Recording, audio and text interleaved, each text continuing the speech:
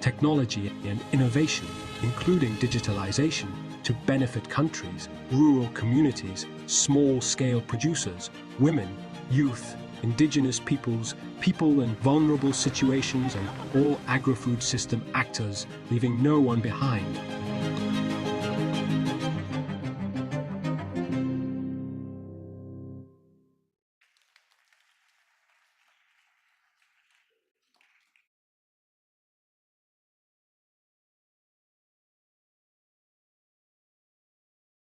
Excellencies, ladies and gentlemen, I'm Ismahan El-Wafi, the Chief Scientist of FAO, and it's my great honor to welcome you today to FAO to join us for the second edition of the Science and Innovation Forum. Be it either you are joining us in person or online, we are really privileged to have you with us. So first, let me start with some just facilitation of your participation today. The event is interpreted in all UN languages, both for in-person and online participants. For online participants, you select your language. Please click the interpretation, the word icon at the bottom of the live stream window, and select the language that you want, such as Spanish, Arabic, Chinese, etc. Excellencies, ladies and gentlemen, as I look around this room, I'm overwhelmed by seeing so many of you, experts, people that have decision-making power in your countries and in the world.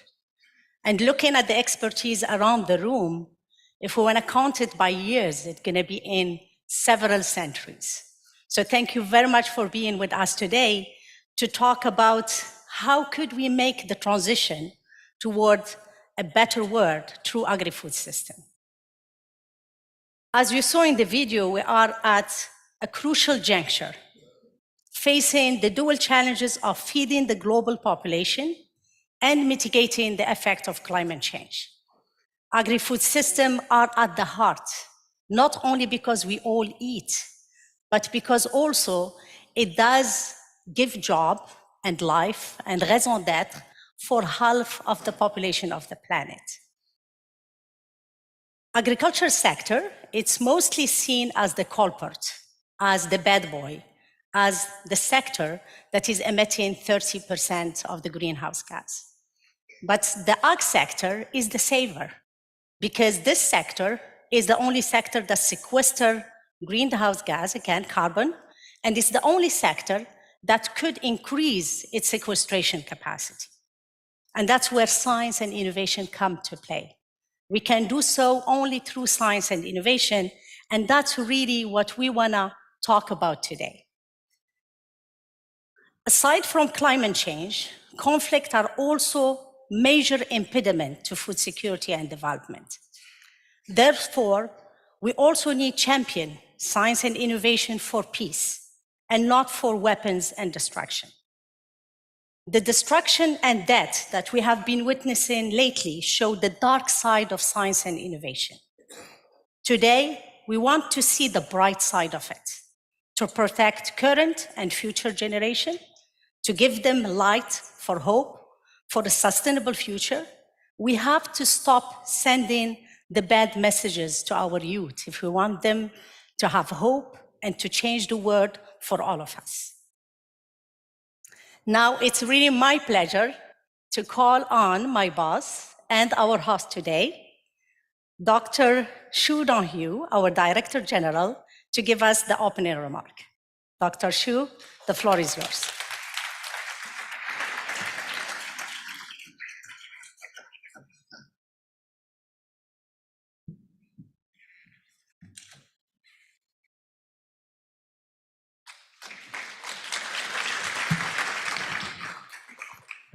Excellencies, ladies and gentlemen, dear colleagues and friends, it is a great honor for me to address you today and officially open the FAO Science and Innovation Forum 2023 under the umbrella of the World Food Forum. As we open this important forum, the world continues to face many challenges, include the impact of the climate crisis and the man-made crisis also. Agriculture is a cornerstone of the numerous economics globally, but also continue to absorb 26% of the damage and the loss brought on by the disasters, especially drought and the floods.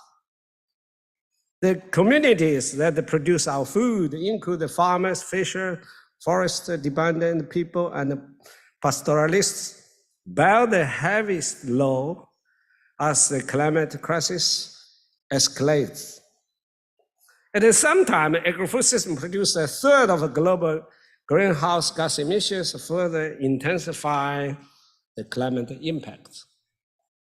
Unless we urgently take a correct measure with a swift and decisive action, we risk further damage affecting the productivity of agri-food systems. Global agri-food systems need to be agent transformed to be more efficient, more inclusive, more resilient, and more sustainable for the four betters: better production, better nutrition, a better environment, a better life, to ensure that we leave no one behind. Transformed agri-food system can provide the solutions to food insecurity, to poverty, to the climate crisis, and to the biodiversity losses.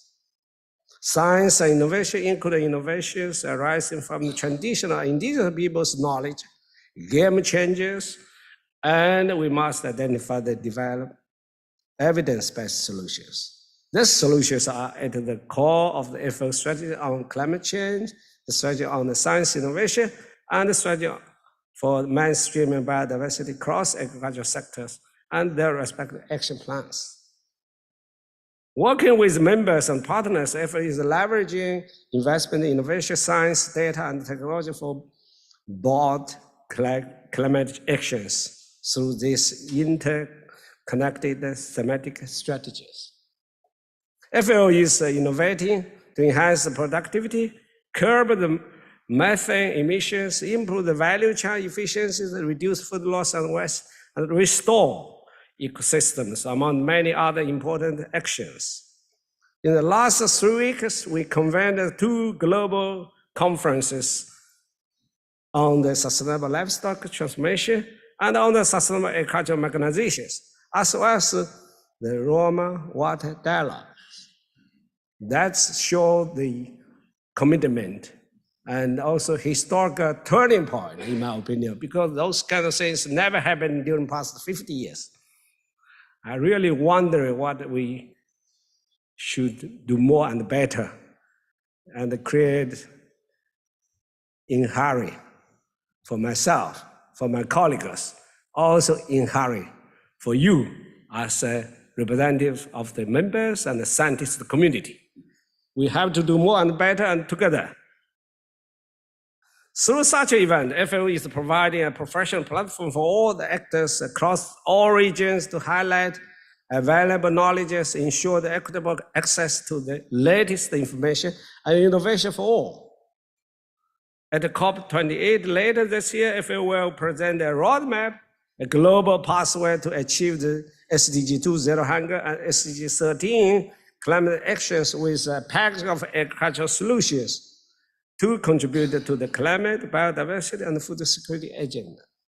Ladies and gentlemen, science, technology, and innovation can be a powerful engine to end hunger and malnutrition, as well as boost climate action, but the knowledge alone does not drive change. Transformative governance and strengthening the science policy society interface is critical.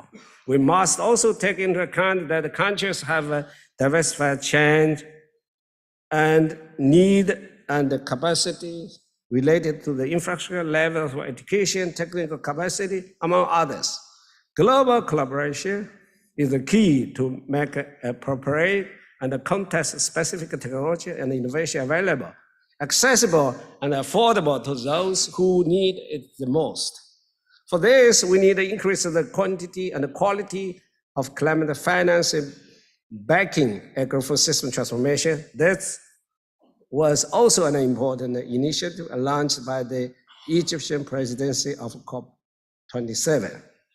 The UN SDG Summit held last month in New York was a crucial moment to assess progress and challenges in achieving the 2030 agenda.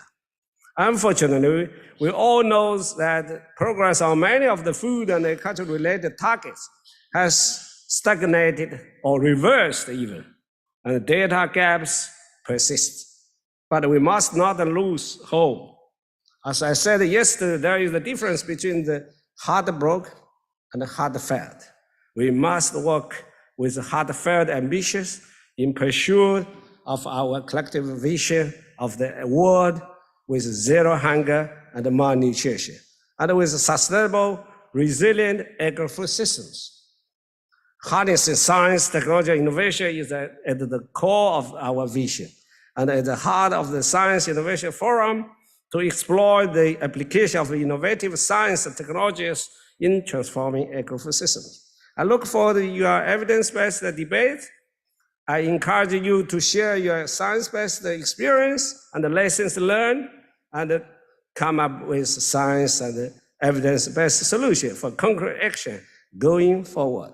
Science and innovation will provide the tangible results needed on the ground for people, planet, and prosperity.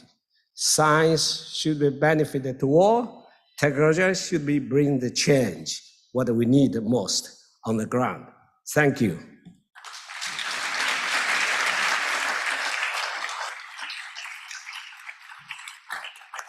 Thank you very much, DG, and thank you for reminding us that science alone is not enough. We need the science, the policy interface, the policymakers, the investment, and all stakeholders.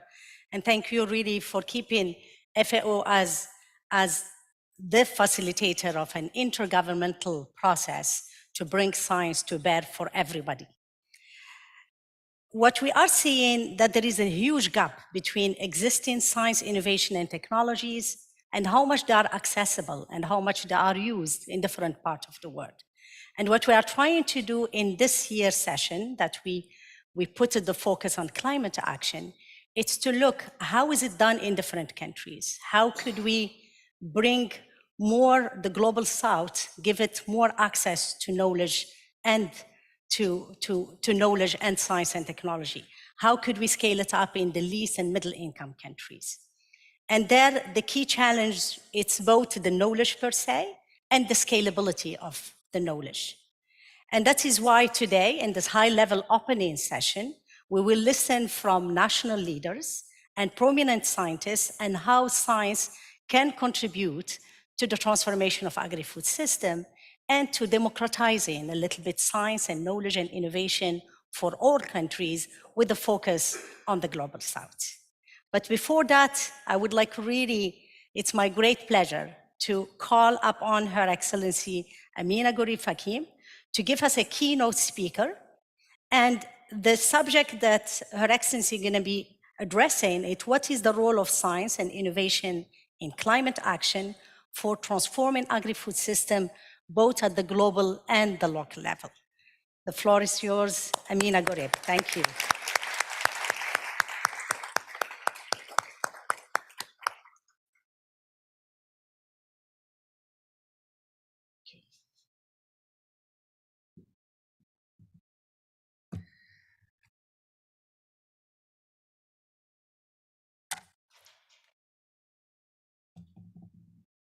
They should address her as Dr. Amina Gurib, since in addition to being a politician, she is a scientist. She's a chemist by background. Dr. Amina. Thank you, Ismahane. Thank you for the warm welcome. I feel honored to have been invited to speak at this important assembly. So I would like to thank officially the FAO DG, Dr. Chudon Yu, and also the Chief Scientist, Dr. Ismahane Lahoui, for associating me with this important event. The theme, as has been said, of this forum is Science and Innovation for Climate Action. The challenges we are focusing on could hardly be more important, especially as we head towards the United Nations Climate COP28 and out of the UN Biodiversity COP15 conventions and where there is now increased attention on our global food system, rightfully so. Ladies and gentlemen, the world's population is expected to reach 8 billion next month. This growth has been driven by great advances in healthcare, higher levels of prosperity, and longer life expectancy. But these achievements are marred by the knowledge that our successes go hand in hand with a shameful failure. 1 in 7 people on our planet will today not have enough food, and in some places, nothing at all. Addressing this failure will be made much harder by climate change. Climate change impacts food systems at different levels, including changes in soil fertility, crop yield, composition, and bioavailability of nutrients in food, pest resistance, and risk of malnutrition. Sustainable and resilient food systems coupled with climate-smart agriculture are needed to ensure sustainable diets that are adequately diverse, nutritious, and better aligned with contextual ecosystem functions and environmental conservation. Ladies and gentlemen, the paradox would have it that food production, as we practice, it is also a major driver of climate change and also the destruction of nature. It accounts for nearly 1/3 of greenhouse gas emissions and 90% of land use change and 70% of water use globally. Rising temperature and more frequent severe weather will have a disastrous impact on the availability and productivity of agricultural land.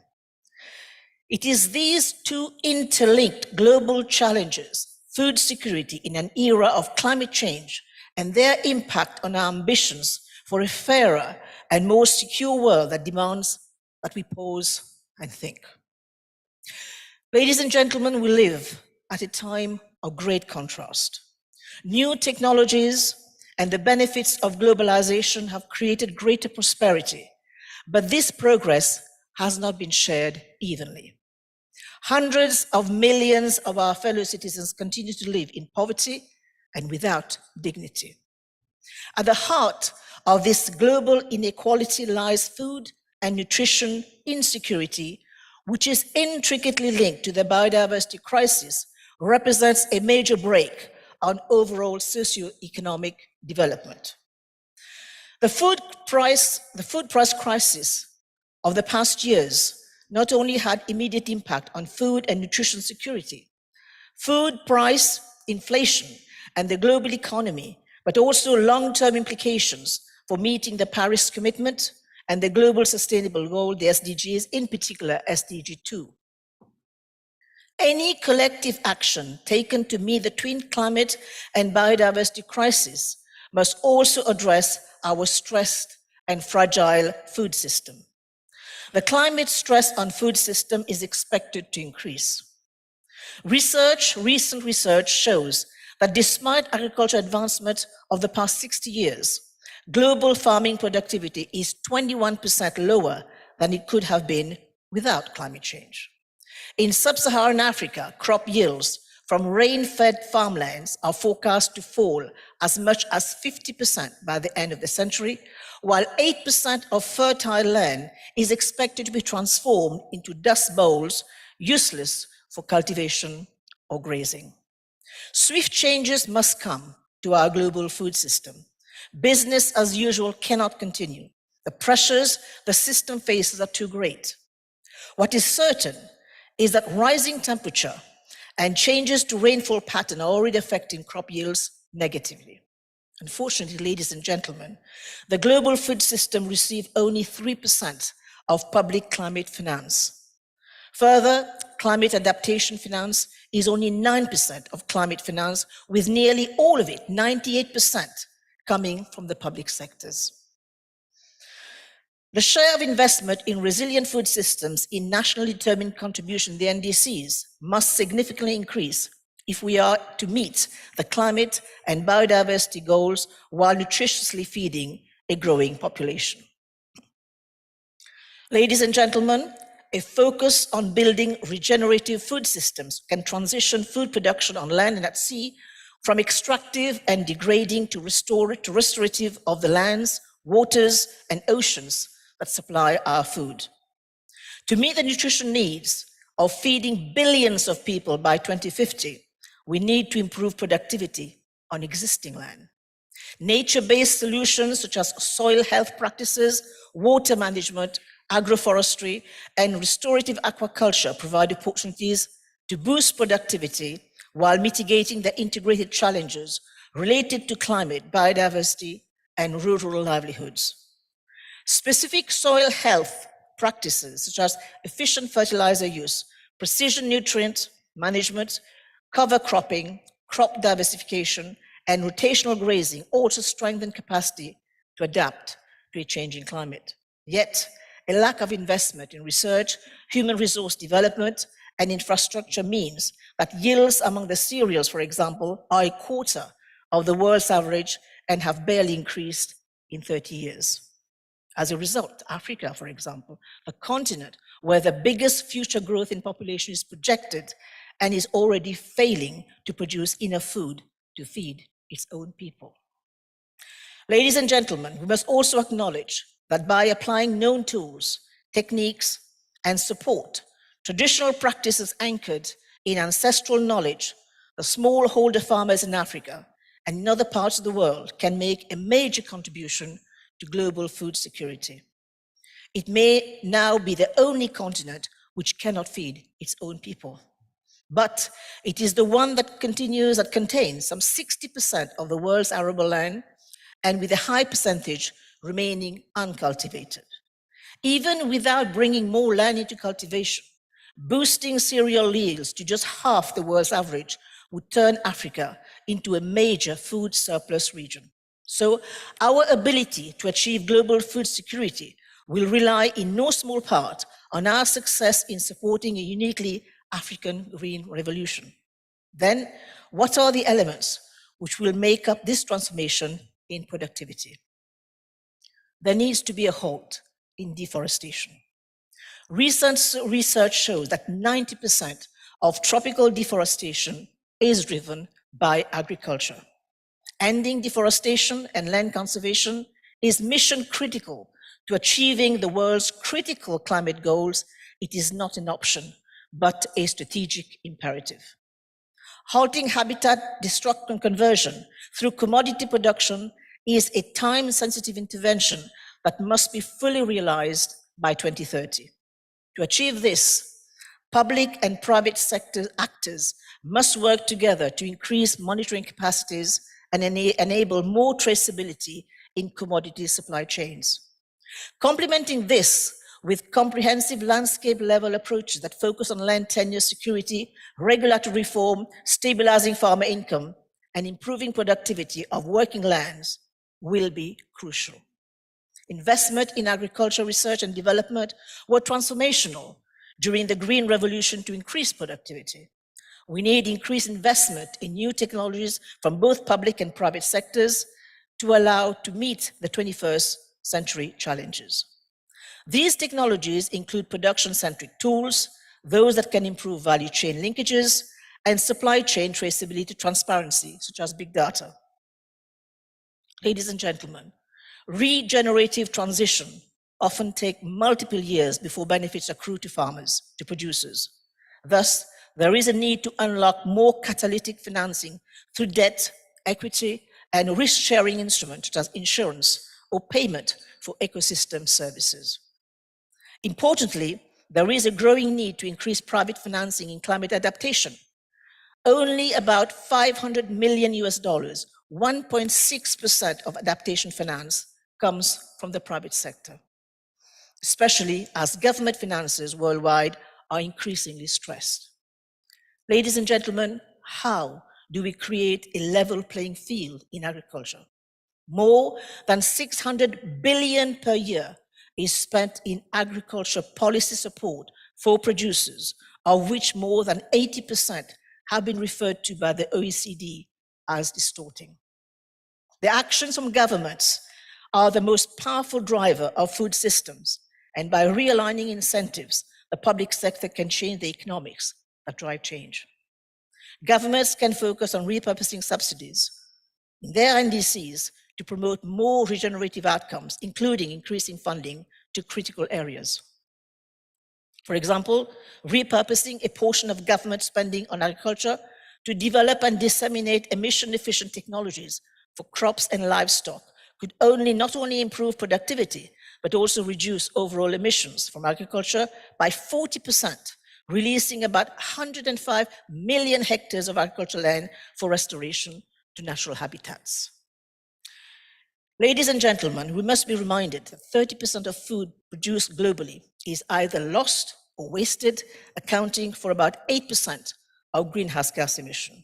According to the FAO itself, if global food waste were a country, it would be the third largest emitting country after China and the United States. We need to reduce farm gate losses through post-harvest management systems such as handling, storage, processing, cold chain, and other solutions. More public-private partnerships are needed with producers, value chain players, and retailers, as well as increased traceability, awareness, and communications with consumers to shift behavior on food waste. Context matters. And it's important to understand the interaction and linkages between energy, water, land, in particular system to develop ecosystem-based approaches. The development of an integrated, diverse, regenerative food, feed, energy production can lead to carbon capture and storage and net zero carbon emission. Scientific researches and advances in farming systems can support the creation of a circular economy of carbon and nutrients that help protect climate, water, and provide ecosystem services. So how do we create a better path forward? By no means what I have said so far are panacea to meeting the world's food system challenges. They are, however, a vital and immediate part of that larger suite of policies, technologies, and social levers around diet, resource allocation, energy management, and economic opportunity that are necessary for any lasting positive changes in the world food productions. The crisis we have just experienced highlights the importance of keeping people and producers at the center of the solution set. The current global population of almost 7.8 billion people depend on food systems for their food and nutrition needs, with more than 1 billion producers and ranchers depending on food systems for their livelihood and way of life. We are seeing acute insecurity and hunger with poorer countries and people who have the least ability to cope being disproportionately affected. These highlight issues of equity and climate justice.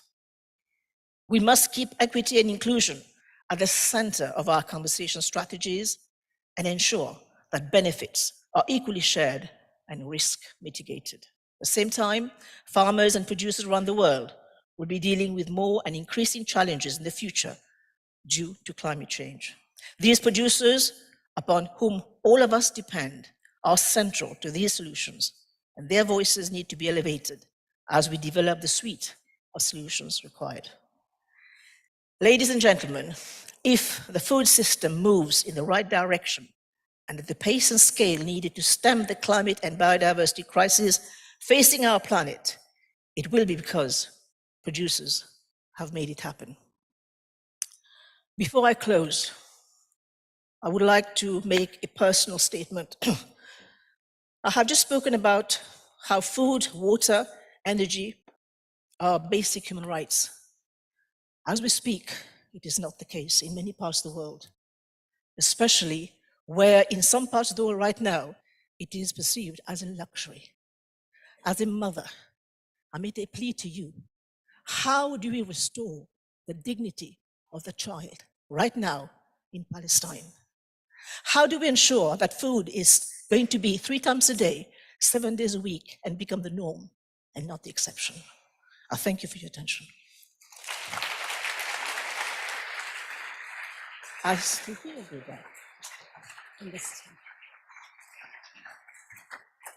Thank you very much, Dr. Amina, for painting the picture for us, telling us about the great contracts we have, the need to level the playing field in agriculture.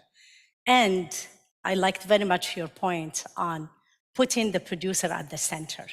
Because if we're going to make it, we're going to make it through those producers. And we know that the majority of them are small-scale producers. Thank you very much for giving us this overview of the ag sector, talking also about the opportunities, and giving us the basis on which we're going to continue the discussion. With that, I would like to ask my panelists to join me. His Excellency Abbas Haj Hassan, the Minister of Agriculture of Lebanon. Her Excellency Larwa Suazo, Minister of Agriculture of Livestock from Honduras. And please pay attention to this little thing. Better we take it away. Please, you can sit one next to the other, it doesn't matter. Mr. Martin Kovac, the State Secretary of Ministry of Agriculture and Rural Development of the Slovak Republic. Dr. Shavanda Jacob-Young, the Undersecretary of Research, Education and Economics, and USDA Chief Scientist from the US. And last but not least, Professor Sun Qixin, President of China Agriculture University. And we just got the excuse, please, you can take that, oh, this one. And we just got a message from Her Excellency Ntati Morosi, Minister of Information, Communication, Science, Technology and Innovation from the Kingdom of Lesotho. She was supposed to be with us online, but there is some emergencies that takes her away from this meeting. With that, thank you very much for joining us. It's a wonderful panel that is gender balanced, by the way, and that covers many disciplines and many countries and many continents.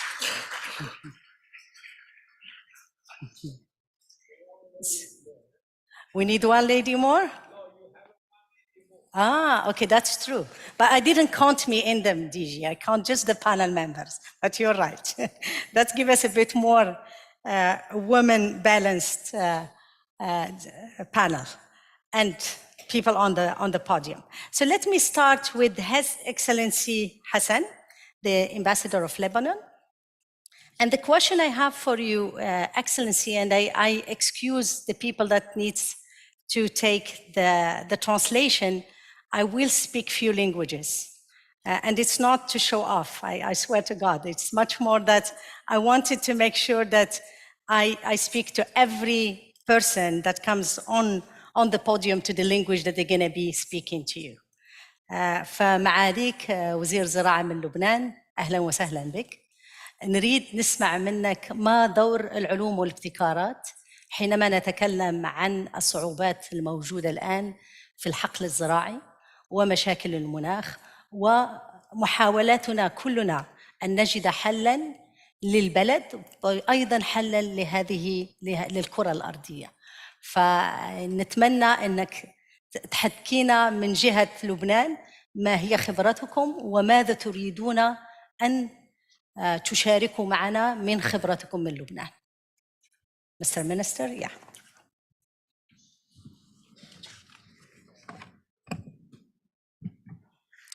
مساء الخير. بداية وقبل النص، شكرا سعادة المدير العام، شكرا جنابك لإتاحة الفرصة لنا أن نلتقي تحت مظلة دولية، وكم نتمنى على الأمم المتحدة أن تجمع كل العالم ضمن مظلتها على أسس العدالة الدولية التي تحدثت عنها سيدتي، وأيضاً حقوق الشعوب في تقرير مصيرها. كنت أتمنى أن أبدأ كلمتي كعادتي بالتفاؤل والأمل والنظر في المستقبل بكل حيوية من بوابة إنسانية مطلقة، لكن اسمحوا لي أن أنقل لكم صرخات الأطفال في مستشفى المعمداني في فلسطين بعد المجزرة التي ارتكبت بدم بارد بحقهم. راح ضحيتها 1300 شهيد وجريح، نصفهم من الأطفال والنصف الآخر من النساء. بربرية، جهل، لا إنسانية لا يمكن. واسمحوا لي أن أسأل، هل من المجتمع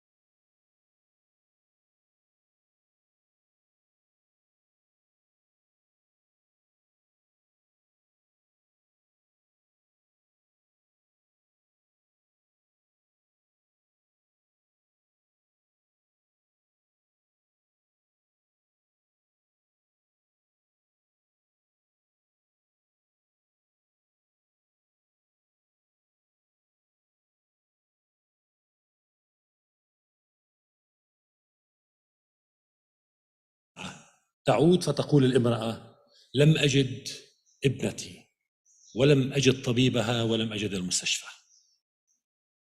إنني أطلق صرخة من هنا، من منظمة الفاو التي وقفت دائما مساعدة للشعوب، ومن إيطاليا التي ناصرت قضايا الشعوب دائما، لأناشد الحبر الأعظم. واسمحوا لي، لأن قداسة البابا دائما قلبه على كل العالم، لأناشد قداسة البابا باسم الإنسانية، ولأننا نعتقد أن شخصية قداسته هي الوحيدة القادرة على إعلاء الصوت في حاضرة الفاتيكان لوقف هذه الحرب وهذا القتل المجاني. سيدي يا قداسة البابا، وأنا القادم من لبنان بلد القديسين، نحن نؤمن جدا أنك قادر على أن تعلي الصوت. في تلك المستشفى سيدي البابا وكنيستها أطفال قتلوا لا يعرفون ما ذنبهم، كما قتلوا في قانا الجليل، وهم يلتجئون إلى مبنى الأمم المتحدة آنذاك. إليك نلتجئ لنحميهم من البربرية والعنجهية والهمجية التي تمارس ضدهم، وباسم 1300 شهيد وجريح أتحدث إليكم، ننتظر من قداستكم باسم كل موجوع أن تساعدوا الأطفال في كل العالم، وتحديدا في فلسطين، علنا نوقف حمام الدم الذي يزهق الأرواح بالمئات كل يوم. وبالعودة، عندما أتخطى ال5 دقائق أرجوك أشيري لي. وبالعودة إلى أساس وجودنا في هذا المنتدى العالمي بدعوة كريمة من منظمة الأغذية والزراعة الفاو، وترحيب مشكور من الحكومة الإيطالية. واسمحوا لي أن أفتح مزدوجين. سعادة الأمين العام، ننظر إليك في لبنان وفي المنطقة على أنك طوق نجاة للأمن الغذائي العربي والإقليمي والدولي، ونرجو لك دائما ولأفكارك النيرة أن تستمر خلاقة، وننتظرك إن في بيروت أو غيرها في شباط القادم. لا يمكن الحديث يا سادة عن تغيير ما بعيدا عن الشراكات الوطنية أولا والإقليمية والدولية، شراكات تعتمد على العلم كأساس وخيار لمواجهة الأزمات، والابتكار كواجب للخروج بحلول مستدامة ومنطقية تحاكي ما هو مطلوب منا في هذه الأزمات. وللأسف أزماتنا مركبة، أتحدث عن العالم بشكل عام وعن منطقة الشرق الأوسط بشكل خاص، لأننا نعاني ندرة مياه وتصحر وتغيرات مناخية أثرت سلباً على الممارسات والمنتجات الزراعية والتصنيع الغذائي، وصولاً إلى استمرار المزارع في الاعتماد على الطرق التقليدية التي تستنزف الجهد والطاقة والقدرات. وهذا ما يؤكد ضرورة تسليط الضوء على كيفية وضع مناهج وخارطة طريق نتبناها جميعاً من خلال هذا المنتدى العالمي برعاية الفاو، والانطلاق نحو العناوين الكبرى حول كيفية اعتماد العلوم والابتكار في مختلف القطاعات وإبعاد الأمن الغذائي عن أي اهتزاز. إن فكرة مساهمة العلم والابتكار على المستوى العالمي والمحلي فكرة رائدة وخلاقة لا شك، تحتاج باعتقاد متواضع إلى وضع أهداف مرحلية تتطور إلى متوسطة المدى فبعيدة المدى. والسؤال: هل يمكن ذلك في ظل أزمة اقتصادية خانقة وتقصير علمي تطبيقي في عدد من المجالات واستهتار في القطاع الزراعي على اعتباره هامشيا؟ الجواب: لا يمكن أبدا.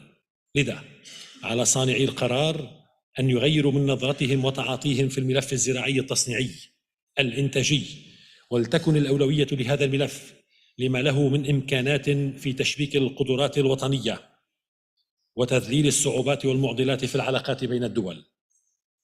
إننا مدعوون جميعا إلى إطلاق مبادرة لا بل توصية ملزمة لكافة الدول الحاضرة هنا أقلهم في هذا المنتدى حول إمكانية خلق ورش عمل لتحديد الإطار الذي يجب التحرك من خلاله. وباعتقادي إن الاستحقاق الأكبر يكمن في عملية التحويل على المستوى العالمي، أما المحلي فهو أقل تعقيداً، لأن إمكانية وضع الخطط الملزمة داخلياً تبقى الأسهل. لقد شهدت أنظمة الأغذية والتصنيع الزراعي في منطقتنا اضطرابات عميقة على مدى 50 عاماً مضت. تتعلق هذه التطورات في المقام الأول بطبيعة المنتجات الغذائية. شكرا لكم ولإصغائكم، وكل التمني أن نصل إلى خواتيم إيجابية وإلى مخرجات إيجابية، والسلام.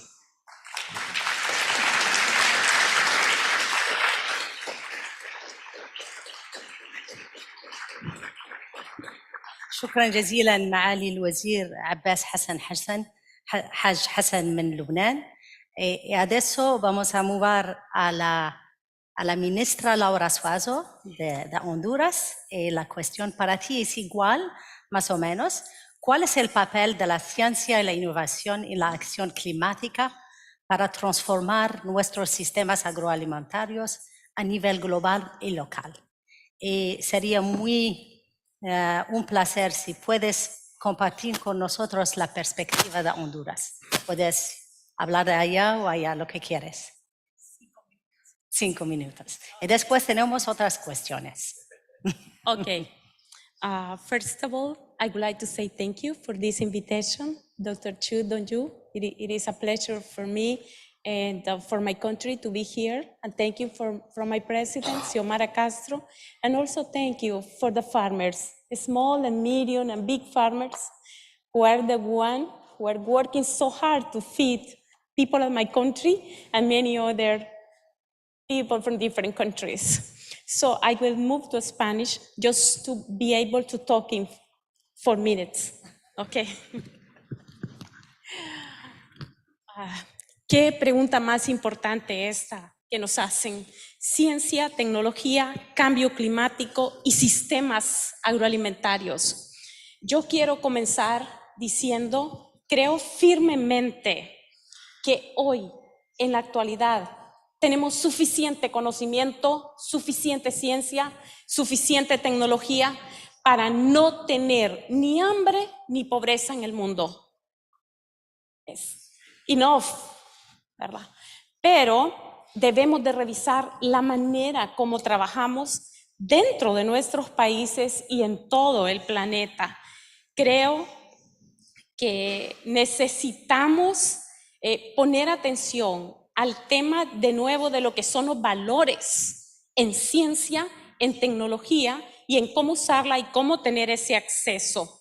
En primer lugar, considero que cuando hablamos de sistemas agroalimentarios, mire, no solamente hablamos de producción, muchas veces es lo primero que tenemos. La primera desesperación de una ministra de Agricultura es la comida, que haya alimento en mi país y pensamos rápidamente en producción, en aumentar rendimientos de todos los cultivos o los rubros, pero sistemas agroalimentarios va más allá, va también a la transformación de ese producto, a la comercialización, desde que yo siembro una semilla hasta que alguien se lo come en una mesa. Eso lo tenemos que tener en cuenta, porque cambio climático no solo afecta el cultivo, cambio climático afecta todo el proceso. Eso es una parte. Ciencia y tecnología definitivamente son herramientas a nuestro favor para lograr esa adaptación al cambio climático, para lograr esa alimentación. Pero también quiero resaltar algo, que agricultura se compone de 2 partes. Agricultura, es la cultura. Y todo su conocimiento, valores, tienen fuerte énfasis en la manera en cómo lo vamos a manejar. No podemos olvidar esa parte para encontrar respuestas, porque esas respuestas las veo en temas de compartir conocimiento, compartir tecnología, porque el problema creo que no es la generación en este momento, es la manera como tenemos acceso a esa tecnología. Y en ese sentido, si solo vemos la historia, en el año 1500 la esperanza de vida en promedio era de 32 años. Muchos aquí ya no estaríamos vivos en 1500. En el año 1800 subimos a 40 años. En el 2023 andamos en un promedio de 81 años para los hombres. Y no me van a creer, pero 87 años para las mujeres en algunos países desarrollados. Llevamos 6 años más que los hombres. Bueno, aún así creo yo que las respuestas están en la inversión y la generación de esa tecnología. Hay tres actores claves aquí, el Estado y el gobierno. Nosotros formulamos políticas. Los gobiernos nos encargamos de endeudarnos, asumiendo préstamos de todos los organismos multilaterales que existan en el radar. Y a través de ese endeudamiento o a través de la capacidad que generamos de ingreso, estamos obligados, es nuestra responsabilidad invertir en tecnología y en ciencia. Les cuento que en varios análisis y estudios que se hacen del gobierno o el Estado, la academia y la empresa privada, quien más está invirtiendo en tecnología es la empresa privada, en mi país y en general en el mundo. ¿Por qué? Porque tiene un costo alto. Y eso es bien importante también al momento de esa generación. Ahora, volviendo al tema de cambio climático y de qué podemos hacer, definitivamente en Honduras hay mucho que estamos haciendo. Uno de los primeros que me agrada compartirlo es que a pesar que nuestra Secretaría de Agricultura y Ganadería, con un presupuesto súper limitado, tenemos científicos, tenemos trabajadores, empleados que tienen 30 años, 25, 35 años dedicados a generar nuevas variedades de cultivos en este momento, tolerantes, por ejemplo, a sequía, tolerantes a alta temperatura y además semillas biofortificadas y otros temas. Eso hay que celebrarlo en un país de renta baja, cuyo porcentaje de aporte de la investigación es 0.00% a lo que es investigación e innovación, y se hace, y hay una respuesta, y creo que eso es importante. Hay otros temas de proyectos, hay mucho, pero algo importante que yo quiero resaltar, porque van a haber otras preguntas, ¿verdad? Y lo que yo quiero resaltar en este momento quizás es el llamado a no ver la generación de tecnología como un negocio, porque hasta ahorita siempre volvemos a caer a Sustainable Development Goals, a los objetivos de desarrollo sostenible, y siempre la economía nos gana la partida, el comercio nos está ganando, está pasando por encima del ambiente, y siempre estamos lo social aguantando hambre y pobreza. Entonces creo que el acceso a la tecnología tiene que volverse universal. Y aquí yo le hago un llamado a la FAO y cierro con esto, en el sentido de que si se dan cuenta, ¿por qué hemos aumentado nuestra esperanza de vida? En especial por las vacunas. Pero si nos tocara a los países como el mío comprar vacunas y pagarlas, seguro que moriríamos bien pronto. Las vacunas son universales y son gratis. Los países las compran, pero son gratis. Entonces creo que la tecnología, hay una tecnología de base adaptada al cambio climático que debería de ser accesible para nuestros productores. Y por último, si no va a ser gratis, accesible, al menos debería de tener un programa de financiamiento amigable para que pueda tener acceso. Paro aquí y espero más preguntas. Gracias.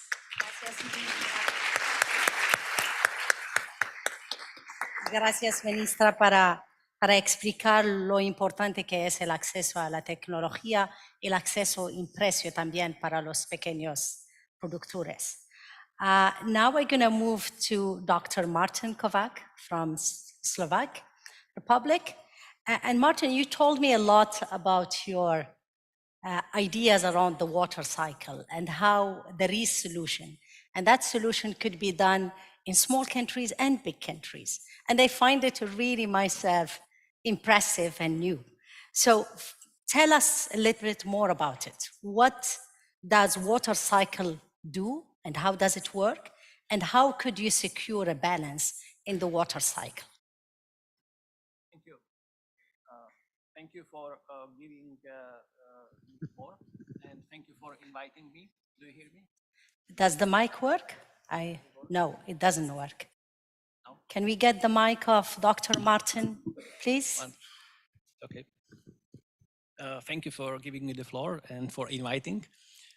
Excellencies, ladies and gentlemen, let me skip generally known facts about the functioning of water cycles and focus on what I see as the most relevant with respect to innovative solutions. Take Martin, your mic is working now. If you want to have free hands. Yes, thank you.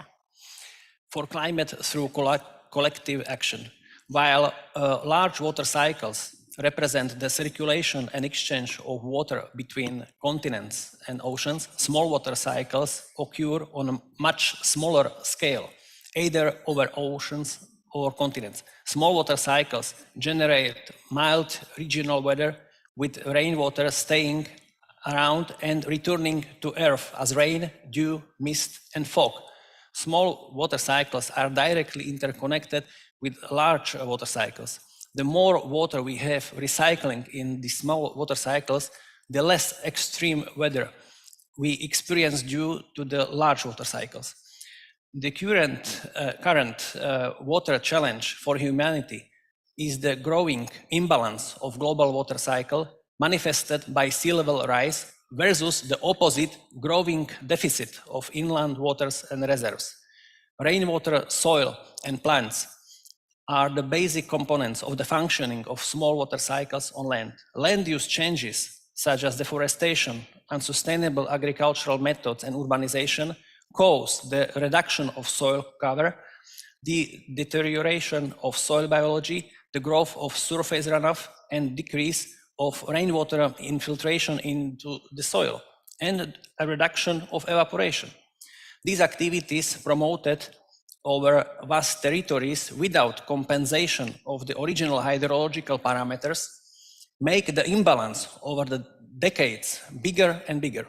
In other words, we dry out our lands, reduce their natural rainwater retention capacity, and send too much water to the oceans. Moreover, as water plays a crucial thermoregulatory function, dehydration has a significant impact on the temperature balance. A major part of the incoming solar energy in a well-watered landscape is consumed by evapotranspiration without a significant increase in temperature. A major part of solar energy in a dry landscape, on the other hand, is converted to sensible heat, leading to a significant increase in temperature. Temperature differences between day and night and between different locations increase. We know that clear skies often prevail over heat islands, arid areas, and deserts. More evidence and science-based facts and details about algorithm of water cycles our expert team formulated in the white paper, Water for Climate Healing and a New Water Paradigm, that we prepared this year for the UN Water Conference, where I presented the key findings and solutions. The good news is that hydrological changes and impacts of previous land use changes are reversible. By implementing adaptation measures in landscapes and cities, by improving soil health and rainwater management, integrated land and watershed restoration will restore small water cycles. Plants are vital in regulating small water cycles and stabilizing local, regional, and global climates. They transform CO2 into biomass, soil, and oxygen quickly and in large volumes. They facilitate the necessary evaporation of water from the landscape, cooling the surrounding environment, soil, and air.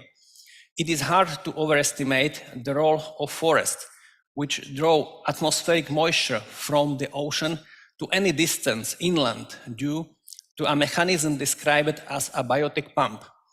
In doing so, they compensate for the gravitational runoff of fresh water, generate rainfall, and maintain optimal soil moisture content. So we can restore small water cycles and heal the climate. There are examples of various original or new techniques for water and soil regeneration in different parts of the world. They confirm that coordinated efforts by local communities, farmers, and forest managers can reduce climate risks and restore the balance of water circulation. Thank you. Thank you very much. Thank you very much, Dr. Martin.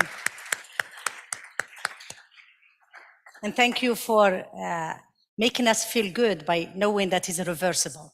So the land has lost water over the last centuries, but we can reverse it and stop putting most of the water in the ocean and bring it back to the small cycles that are inland. It's beautiful. When I discuss it with you, I got to know that most of the evapotranspiration is happening in land, not in ocean. So we need to increase our small water cycles to really help having more water and restoring our ecosystem and producing more. Thank you very much, and we will talk about the rest. Now my pleasure to move to Dr. Shavanda Jacobs-Young. And Shavanda, as the chief scientist of the US Department of Agriculture, a country that is producing using a lot high technology, how do you see science, technology, and innovation helping you transform agri-food system in the US and also helping other countries to go through that transformation process? Yes, please. Yeah. Well, hello, everyone.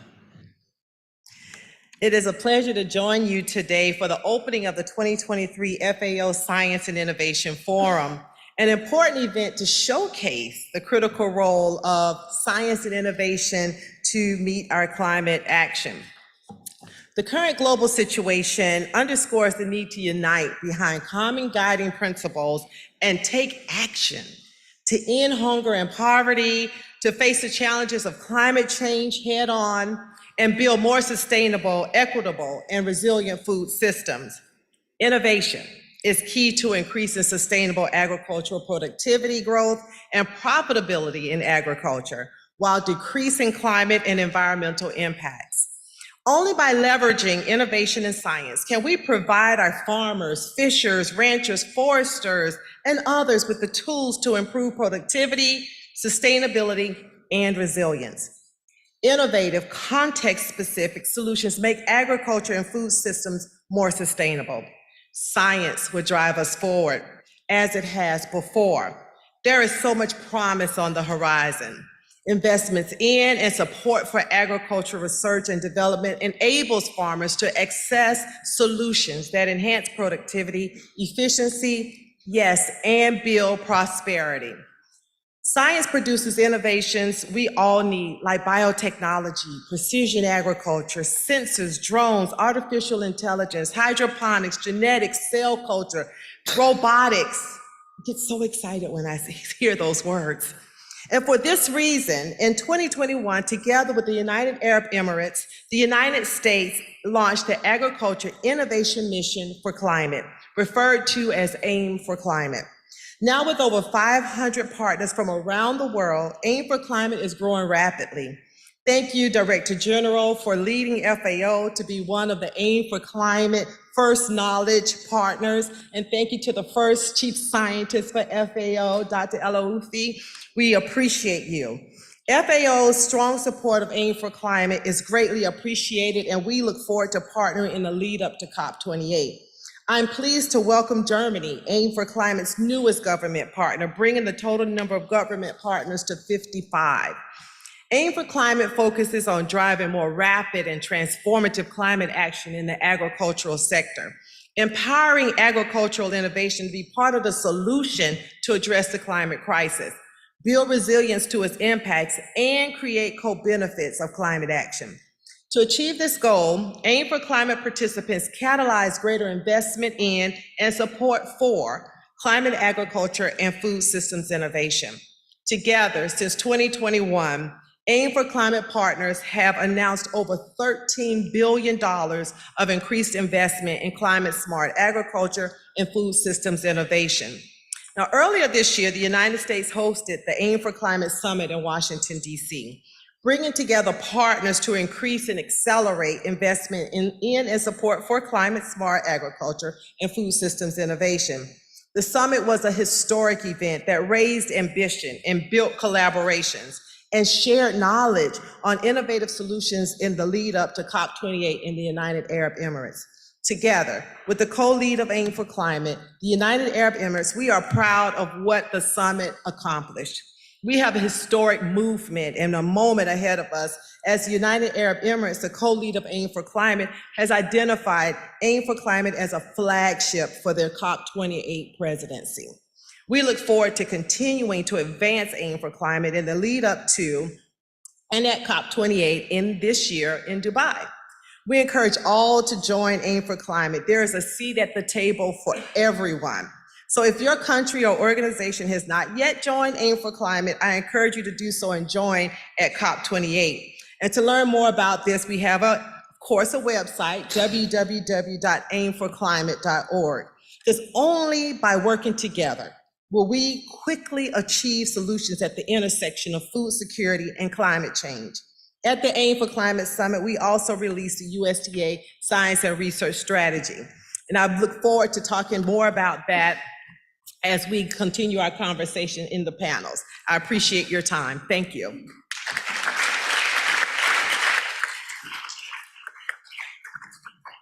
Thank you, Shavonda, and thank you for the US for championing the AIM4C with the UAE, which stand actually for Agriculture Innovation Mission for Climate. And it's good to see that we are moving towards scalability as well. So now we're gonna move to Professor Sun, the president of China Agricultural University, and we would like you to really share with us the Chinese model. China have transformed its agriculture sector.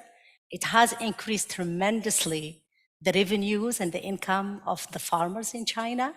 And I want to hear from you, how did you do it? And what was the role of academia in the transformation agenda in the ag food system in China? Professor Sun. Thank you very much, Chief Scientist. So first of all, I want to express my appreciation for Director General's kind invitation for me for the first time to be in Rome, to be in FAO. You? So thank you very much. So actually you have two questions, so I would like to speak in Chinese. Well, 的确，创新和技术在农事系统转型、适应气候变化中具有不可替代的作用。因为气候变化对农事系统和粮食安全造成了新的挑战，引出了新的困难和问题。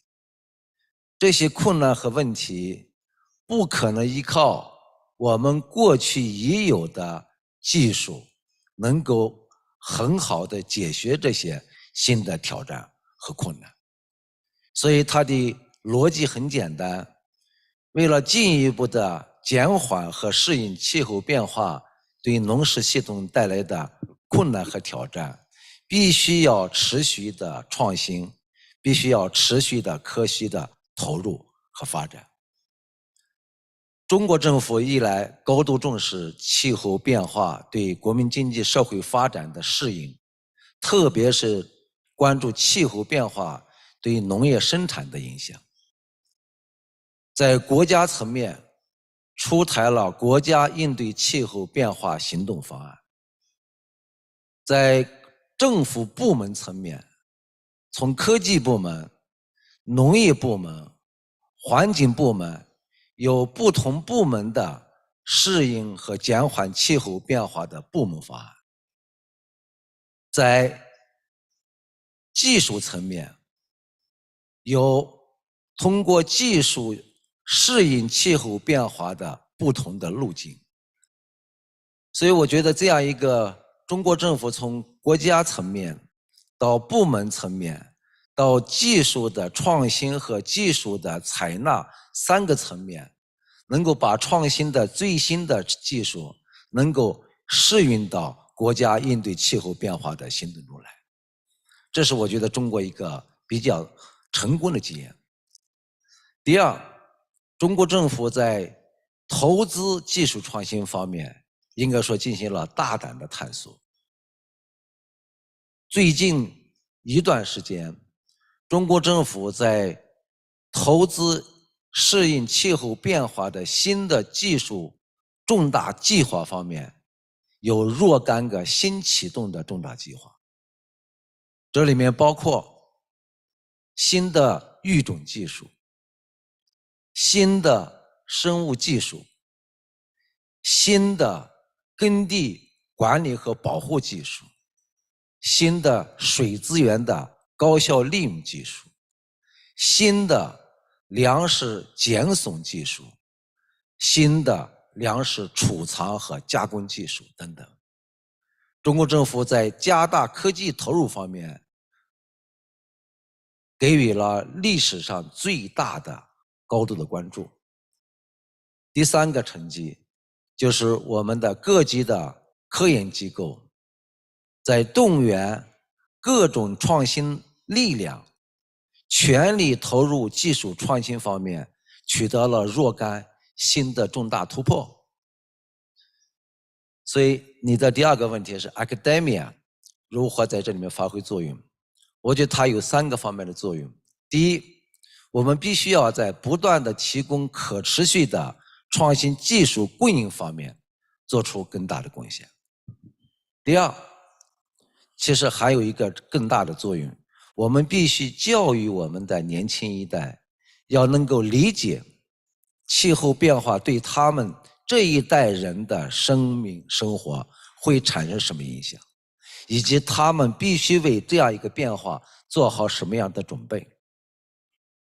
第三，我们学术机构还有一个重要的职能，要把大学和研究所已经创新的技术，让它带到农民的田野中去。因为技术必须要进入到农场，进入农民的农田，才能够发挥最大的创新作用。所以我觉得我们学术机构啊，在创新的产品的提供上，在训练教育我们新一代年轻人和把技术真正的带入我们农民的田野方面，都具有不可替代的贡献。最后我想强调的是，不管是技术创新、政策创新、技术的应用，必须要有一个有利于促进创新的先进的文化，特别需要我们全球的一个创新网络的共同作用。因为气候变化不是任何一个国家的局部的，是我们整个地球面临的一个共同挑战。所以我们期待着我们全球的学术界、投资界、政策制定者必须要有一个完整的一个整合的作用，才有可能把我们这样一个挑战能够更好的解决好。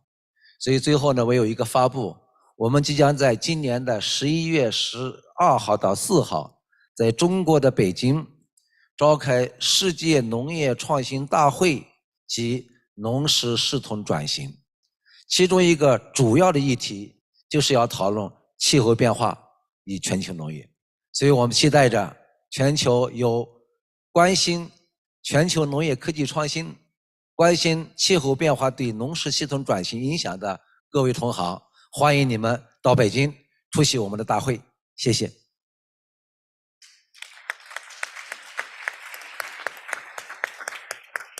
Sheshe, Professor San, and apologies, I don't speak Chinese, but my niece does. My niece is doing her master's degree in China, and she speaks fluent Chinese now. So the new generation are picking up. That's good.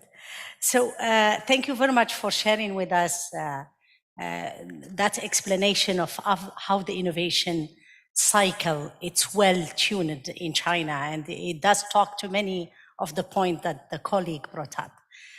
Now, let me go with a question to all panelists, and je vais commencer avec vous, Madame Dr. Amina. On parle beaucoup des nouvelles technologies et on fait beaucoup de focus, certainement, sur les nouvelles choses, les nouvelles innovations, les nouvelles inventions. Mais qu'en est-il des connaissances indigènes? Qu'en est-il des connaissances locales?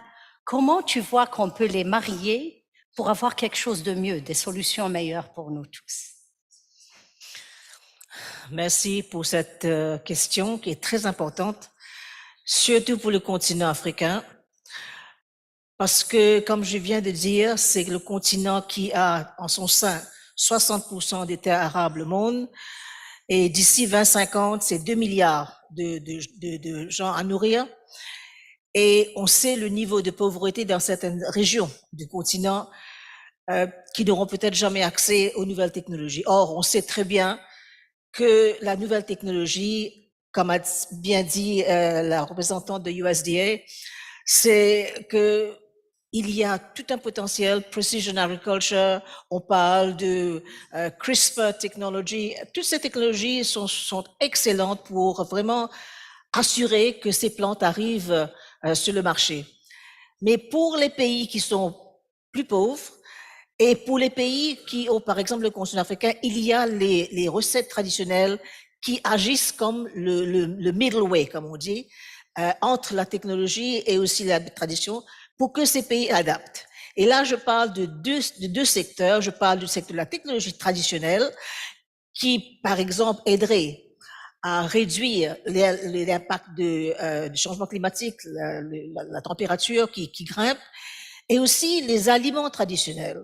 Si on regarde, par exemple, le rendement des plantes comme le millet, par exemple, on va voir que ces plantes sont très, très bien portées dans des secteurs arides et qui donneraient à terme de bons rendements. Et aussi, on parle de nutrition, ça va aider vraiment à address, comme on dit, the hidden hunger. So we should not neglect really traditional practices, because I think this would provide a fantastic middle way to help us adapt to a changing climate. Yes. Thank you very much. And as you know, colleagues, we have also the Indigenous Forum, and there is a really a wealth of knowledge just outside this room. And I hope that you had time to join some of those events. I'm going to move to the Minister of Lebanon with my second question. معالي الوزير، هل من دور للمرأة في هذا القطاع الحيوي، خصوصا أن العالم ينظر إلى دور المرأة بريادية مطلقة، والحمد لله نراه هنا مع هذا المنبر مع 4 سيدات، ما هو دور المرأة وكيف نشجع المرأة على أنها تلعب الدور اللي لازم تلعبه في هذا المجال الحيوي؟ أشكرك على السؤال، لأنه أعتقد جازما وأنا جالس حاولت أن أحتسب كم من السيدات موجود، وجدت الكوتا النسائية عالي جدا، فهيدا أيضا تحسب لكم كفاو، أنه أيضا أنتم تخطيتم المناصفة إلى أكثر. طبعا سيدتي، أنا قادم من بلد سقف الحريات فيه عالي جدا، وأيضا دور المرأة مركزي جدا، ورغم الأزمات المتعاقبة التي تعرض لها وطني كمعظم دول منطقة الشرق الأوسط، فإن المرأة كانت هي المعيار حول كيفية الخروج من المأزق من عدمه. بمعنى اليوم ريادة المرأة في كل الأعمال تحديدا في القطاع الزراعي إنما هي أمثولة. بعطيكي مثال بسيط، لدينا مشروع مع الفاو تم تدريب ما لا يقل عن 1000 امرأة، طبعا هذا كان مدعوم من الحكومة الكندية مشكورة. هذه السيدات تحولنا إلى عمل تعاوني بالمطلق كان ممتاز، يعني عندنا 135 تعاونية ريادية ممتازة جدا، دفعت بالمنتج اللبناني والمونة اللبنانية أن تذهب وتغزو كل العالم. طبعا عندما أتحدث أنها تغزو كل العالم لا يمكن لي أن أنافس الولايات المتحدة الأمريكية أو الصين، وصاحب مبادرة الولايات المتحدة الأمريكية أطلقت مبادرة سيدتي الكريمة مشكورة، وأيضا البروفيسور.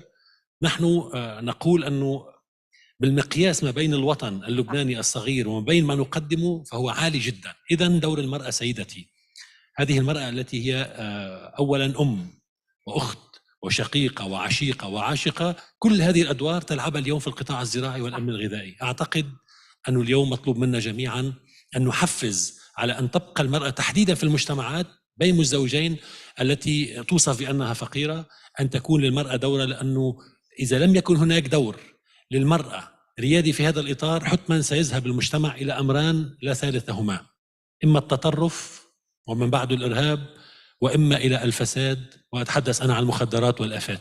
إذن علينا بالتعليم بالتثقيف بالمرأة، لأنه المرأة المثقفة، المرأة العاملة، المرأة المجتهدة حكما ستذهب بنا إلى مجتمع متفوق. شكرا جزيلا، وهذا نوافق الرأي 100 بالمرأة 100%.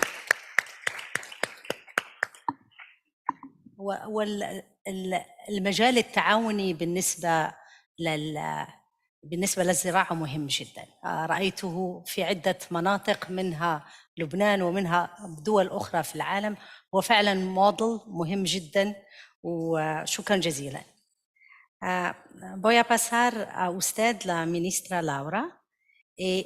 Cuando hablaba de Honduras, me sentía que tenías muchos otros ejemplos que quieres darnos sobre las cosas que están haciendo allá.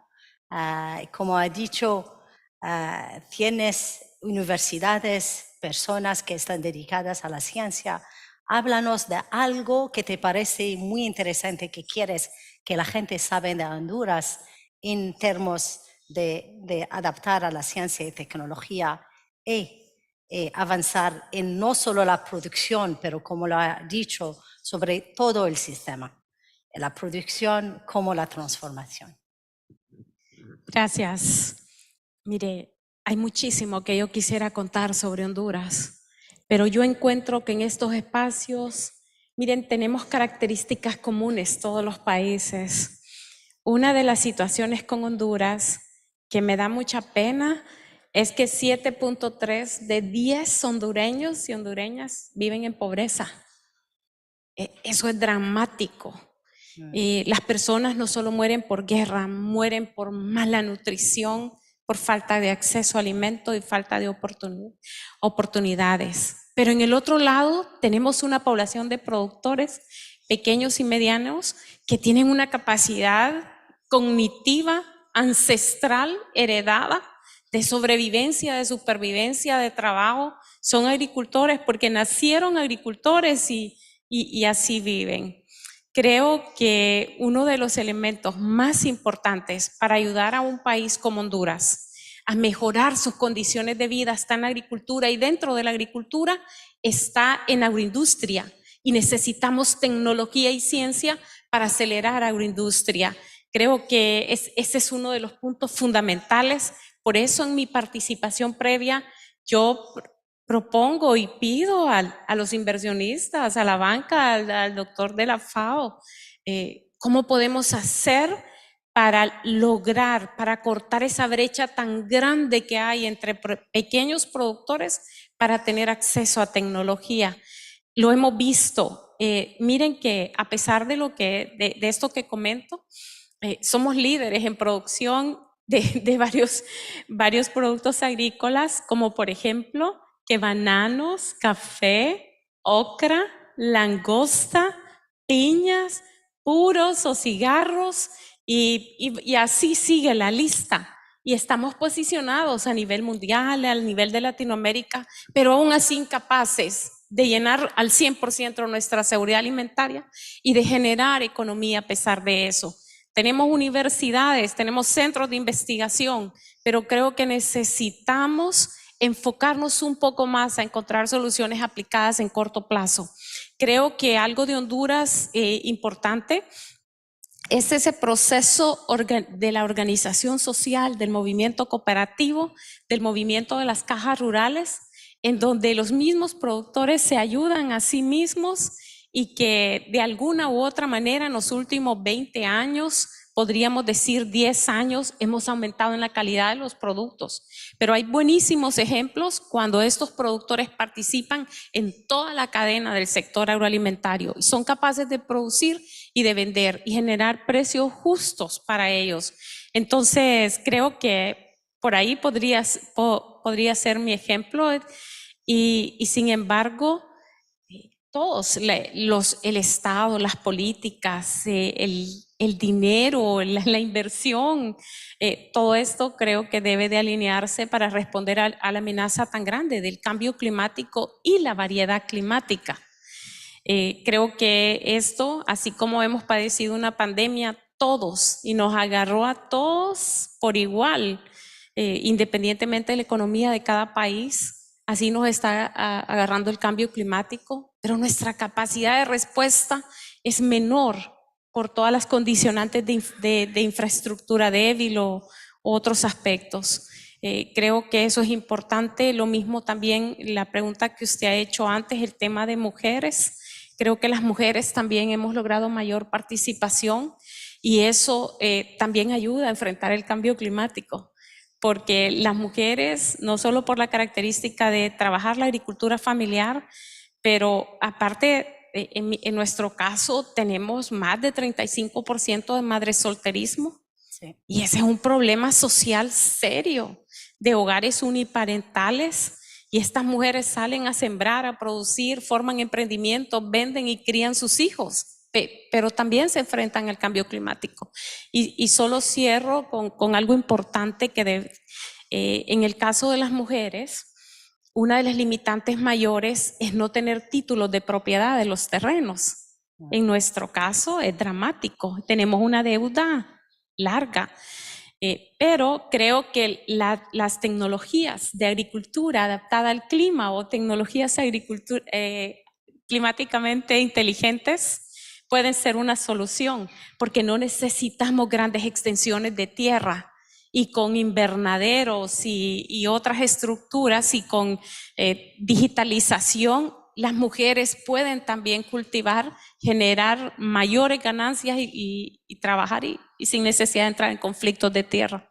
Gracias. Gracias, gracias por compartir con nosotros. Desde luego, ministra, como ha dicho, que ahora la vida es más larga, por lo cual necesitas más comida. Y no tenemos otra manera que hacer climate smart agriculture. I'm going to go back to you, Dr. Martin, on the water cycles, and I would like to hear from you. What are the public policy aspects that needs to be addressed if we want to secure water cycle balance? And do you have any experience in Slovak Republic that you want to share with us? Thank you. Thank you for the question.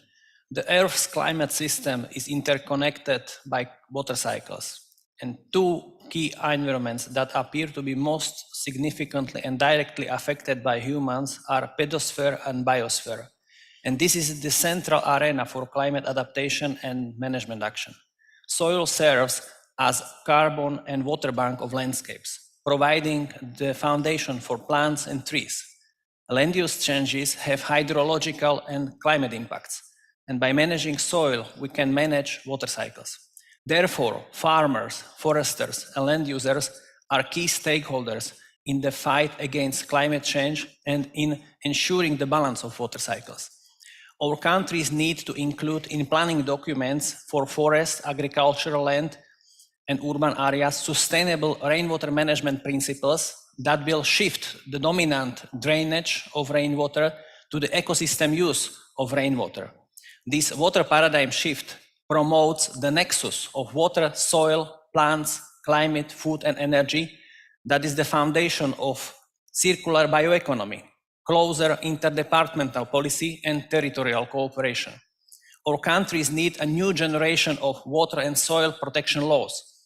The focus should be extended from visible blue water to invisible green water. When transforming agri-food systems, we need to include the assessment and funding of ecosystem services of soil, vegetation, and landscape structures. Every square meter of land and every hectare has its share on water conservation, recycling, infiltration, groundwater recharge, and heat exchange through water vapor and plants. We need a robust national and international mechanisms based on the principles of solidarity and subsidiarity, which would provide incentives and funding for the implementation of water cycle renewal and climate action on soil. There is a whole set of financial instruments and funds available on the market. Key investment strategy is to fund increase of water retention capacity of landscape structures and soil health improvement that will restart and restore small water cycles. Further, policy public aspects include setting up integrated information and monitoring systems of soil and water for small water cycles recovery and integrated planning. Impact of land use changes and state of soil health need to be monitored and assessed regularly. Advisory services to land users, farmers, training, exchange of best practices, new research, and a regular public policy evaluation and improvements are obligatory. Thank you. Thank you very much. Thank you, Dr. Martin. Dr. Shavanda, when we talk about climate change and we talk about variation and the need to do things differently, there is always a problem of speed and time. How long would it take to get there? So how do you see, as a policymaker within the US Department of Agriculture, how do you reconcile the short-term and the long-term objective at the national level? Absolutely. Well, I will tell you that an example of doing that is Aim for Climate. I don't want to sound like a broken record, but it is an opportunity to be audacious about movement, about action. We just released a USDA research and strategy report, a 3-year bold vision. You released a report. You all probably released a report. Now it's time for action. And so we want to be able to move beyond strategic planning and into momentum. And so that's what examples like Aim for Climate are about. It's about raising our global ambition around a tough topic. In the United States specifically, our president has made bold, unprecedented investments in this space. We've seen, I've been in USDA 22 years. I've never seen this level of investment. For example, $3.1 billion alone in climate smart commodity products, $3.1 billion on 141 projects to move them beyond a laboratory and beyond pilot and to scale them up into reality. Because a lot of times we have bold visions and we have bold plans and we don't have the resources. And so we've seen that level of investment. While I have the mic, I have to talk about the next generation. I don't want us to leave the stage without talking about the importance of training the youth to be prepared to take our places. And so the next time we see the stage, it should be a different set of experts looking like all of us, diverse, equitable, having access, because education changes lives. And it doesn't have to be a 4-year college education. It can be a technical college. It can be a training program. In the United States, we just invested $262.5 million in training approximately 20,000 students to be prepared for agriculture professions. And working with our minority serving institution, our indigenous organizations, making sure that this next generation is as diverse and equitable as possible. Making sure that we leave a legacy that has the same approach, audacious solutions to the big challenges we face. Thank you very much, Dr. Shavanda. Thank you. And definitely thank you for bringing the need for diversity in terms of age and all the other aspects in diversity. And that takes me to you, Professor Sun, just to follow up on Dr. Shavanda and how she touched upon the education. So if we want to really transform, we need also to bring in the education program. And as she mentioned, it's not all about post-university. It's also different programs and different ways of bringing the young people in a larger number in the ag sector, talking about the whole agri-food system. Could you share with us, how are you doing it in China, and which model seems to you worked better? Right. Actually, like in China, we are still a developing countries, there's a huge difference from eastern to western part. So how to make the even balanced development across different areas? So we need to provide more talents to the underdeveloped area. So that's why, we put a lot of effort in Chinese universities and local government to provide more training programs to the locally requested talents. For the last several years, Chinese government put a lot of effort to providing integrated supporting to the underdeveloped area, especially for western part of China. So this is just a general policies. Take example of the climate change and the food safety, It's especially true for our younger generation, especially for the more vulnerable areas.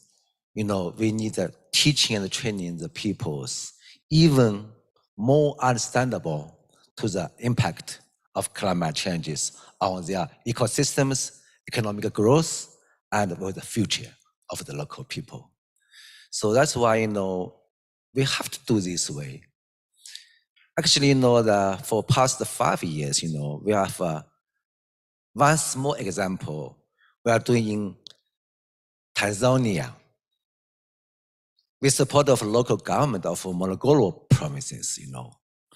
We are cooperating with local farmer, smallholders, with trainings to adopting very simple technology, but with very tremendous increase of productivity. So these examples stimulate us to try to make our effort, try to parallel sharing of already improved technology systems to the underdeveloped area, try to make a more sustainable development in this area. So in my understanding, in China, as well as in other areas, we can do much more, providing new technologies by sharing the experiences and also training the farmers more actively adopting and practicing this technology into their production systems. So it's true also for the mitigation of climate changes. It's quite true. So actually we are quite confident in our universities, in our societies, providing more alternative way for training or teaching our younger generation. Thank you very much. Thank you very much, Professor Sun. So what I'm hearing from you, it's in many ways, I think you all agree that we need science, technology, and innovation. You all agree that we need climate action plan and we need to act, maybe at different speeds, but I hear it from all. So as we are close to closing the session, and we have still 2 days to go of debates on different thematic, from emerging technologies to livestock, to climate action, to carbon market, there is a lot of subject. I would like you really to reflect and give me your key messages to the people that are coming here to be with us at the Science and Innovation Forum. What would be your top 2 or 3 messages that you want people today to remember and to take with them to the next sessions? And I'll start with you, Dr. Amina Gurib. I think just to summarize what has been said, as you have rightly said, we need more investment. We need more partnership with the private sector to make things happen, to take it to that level of delivery to the people. And we must not forget also traditional practices, because they have a key role to play in addressing our climate challenges, but more importantly, addressing food security in poorer parts of the world. Thank you very much, Dr. Amina. So, Ministra Laura, in English or Spanish, as you see fit. Okay. Hola. Sí. Well, my message, I think, is generation, information, training, and especially access to technology to every farmer in the world. As we talk with this United Nations vocabulary and also FAO vocabulary, like no one left behind.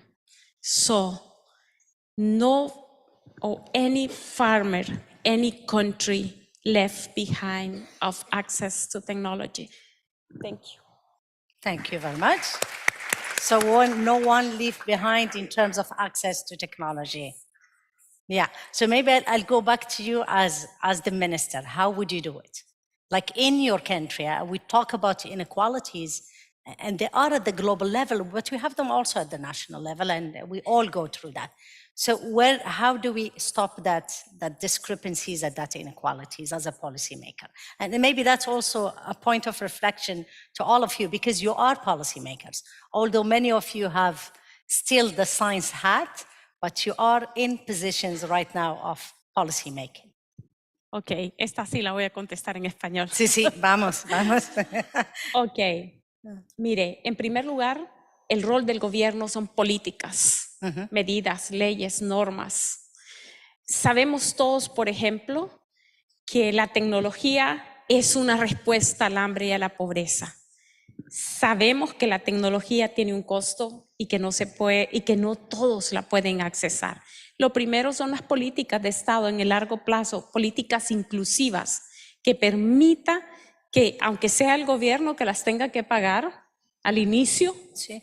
que lleguen a todos. Sabemos, por ejemplo, que digitalización es una respuesta. Y sabemos de estudios de todo el mundo que las zonas que tienen mayor digitalización aumentan en su Producto Interno Bruto. Ya lo sabemos, entonces tenemos que llevar digitalización, teléfonos, algo tan simple para alguno de nosotros como un teléfono no lo tienen todos los productores. Tenemos que encontrar mecanismos de llegar con ese teléfono y compartir datos tan importantes como las mismas plagas, enfermedades, pero datos más importantes como precios de productos. Creo que la otra forma definitivamente, y es lo que estamos haciendo, es encontrar alianzas.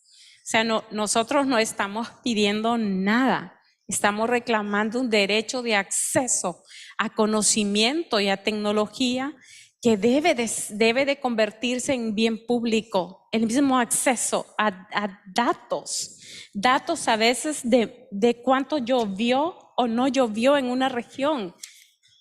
Lo toman o lo obtienen quizás, por ejemplo, empresa privada. Y si no encontramos alianzas y mecanismos de comunicación, no tenemos acceso a esos datos que nos pueden ayudar a tomar mejores decisiones. Los gobiernos debemos de mejorar y ser más eficientes en tener esa información y compartirla. Y luego, know-how. El know-how es caro. Encontremos mecanismos en el que se pueda devolver.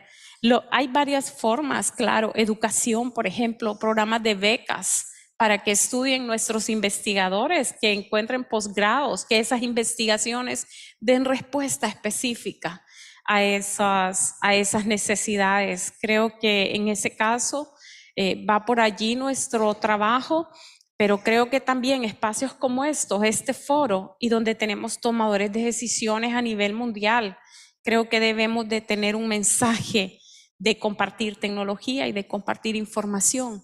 Al final, no podemos todos los países llenarnos de tanto producto agrícola. Tenemos hasta eso, que compartir compradores, por ejemplo.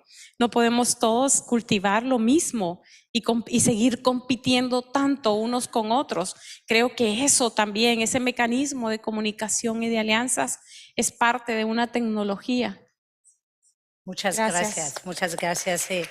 No podía, tienes razón, seguro. معالي الوزير عباس، شو يكون أهم المسجز وأهم النقط اللي تريد تخليها مع الجمهور؟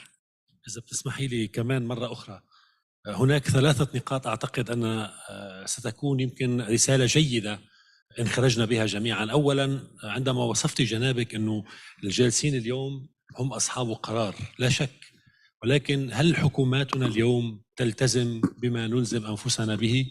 هذا سؤال مركزي. لا أعتقد اليوم أي حكومة مهما كانت كبيرة أو صغيرة تأخذ رأس حرب موضوع الأمن الغذائي وموضوع الزراعة مهما كانت هذه الحكومات. إذن لم يتخذ بعد القرار أن نذهب جميعا في اتجاه معضلة واحدة، وهي كيفية تأمين الرغيف، الأمن الغذائي بمجمله للعالم، للإقليم وللقطرية بكل قطر على حدة. هذا أولا. ثانيا، أنا أشاطر معالي الوزيرة في مخص تبادل المعلومات. لا أعتقد أن اليوم البحث العلمي فيما لو تطور في بلد ما أننا نتحدث عن قنبلة ذرية أو مفاعل نووي.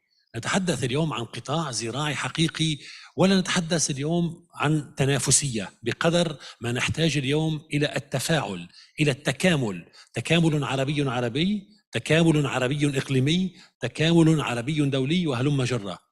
ثالث أمر والأهم، هذه الجمهرة سيدتي التي ترين من العلماء والباحثين والمفكرين والصحفيين وأيضا السياسيين لا توجد إلا لأن منظمة مثل FAO تعمل على أن تجمعها.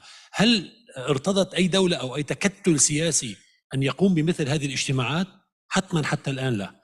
أنا طرحت منذ فترة بسيطة في جامعة الدول العربية سيدتي من موقعي كرئيس مجلس تنفيذي للمنظمة العربية للتنمية الزراعية التي تعنى بالمباشر بالقطاع الزراعي، لماذا لا يوجد شراكة ما بين العالم العربي والمنظمات الدولية الفاو، UNDP، WFP، كل هذه المنظمات الفاعلة في المنطقة سيدتي والعاملة؟ الجواب: نحتاج هذه الشراكات بين المنظمات الإقليمية. شك مخطئ من يعتقد أننا سنصل إلى عالم يسود أن الأمور تفا بيان، أبدا. ولكن أنا أعتقد التنافس اليوم بين الاقتصادات العملاقة جيد، ولكن فيما خص البحث العلمي والابتكار في الزراعة أعتقد أنه بحث وأنه تنافس جيد وإيجابي. إذن هذه النقطة الأخيرة. ولكن كمان اسمحي لي أن أيضا بنصف دقيقة أتمنى على الجميع، جميع الحضور، عندما تخلدون إلى قبل النوم وأنتم عم تاخذوا فطوركم أو غداكم أو عشاكم مع عائلاتكم مع أحبائكم، أن تتذكروا أن في هذا العالم أناس لا يلتقطون خبز يومهم. أرجوكم، نحن لا نعاني اليوم في دولنا المتأزمة من نقص في الغذاء، نعاني نحن في بعض الدول تخمة من الغذاء وتكب هدرا. أرجوكم أن تتذكروا أن الإنسانية تجمعنا وأن هناك فقراء في هذا العالم وأنهم يحتاجون كل ما من شأنه أن يساعد. وشكرا. Thank you so much. شكرا جزيلا معاليك. شكرا جزيلا.